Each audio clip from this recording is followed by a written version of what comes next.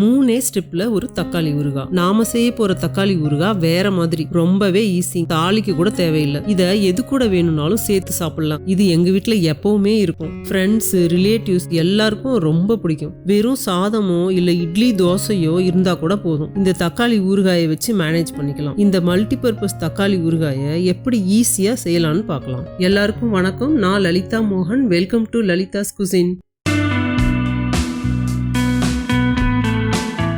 1 kilo தக்காளி எடுத்து நல்லா வாஷ் பண்ணிட்டு இந்த மாதிரி க்ளீன் பண்ணிட்டு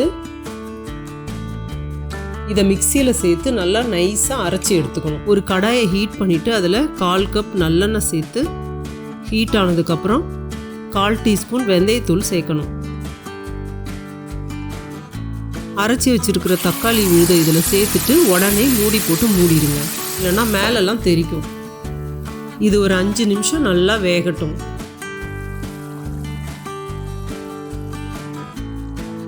அடி பிடிக்காம இருக்கிறதுக்கு நடுவில் அப்பப்போ எடுத்து இதை கலந்து விட்டுக்கோங்க.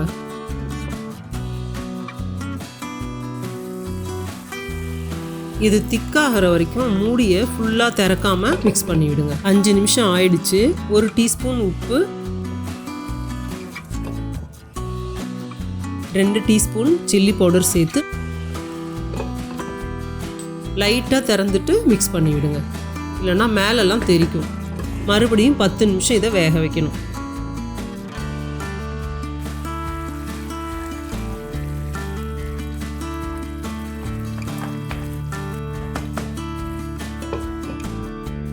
பத்து நிமிஷம் ஆயிடுச்சு. எப்படி வந்திருக்குன்னு பார்க்கலாம். நல்லா எண்ணெய் பிரிஞ்சு வர ஆரம்பிச்சிடுச்சு. இப்போ 1/4 கப்பு புளி தண்ணி சேர்த்து நல்லா மிக்ஸ் பண்ணி விட்டுட்டு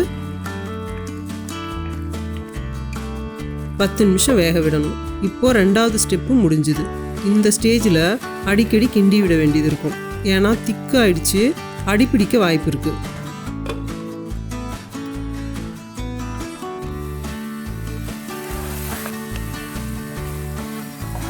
பாருங்க, ஃபைனல் ஸ்டேஜுக்கு வந்துடுச்சு. இப்போ இதில் 1 டேபிள் ஸ்பூன் நாட்டு வெல்லம் சேர்த்துட்டு நல்லா மிக்ஸ் பண்ணி விட்டுட்டு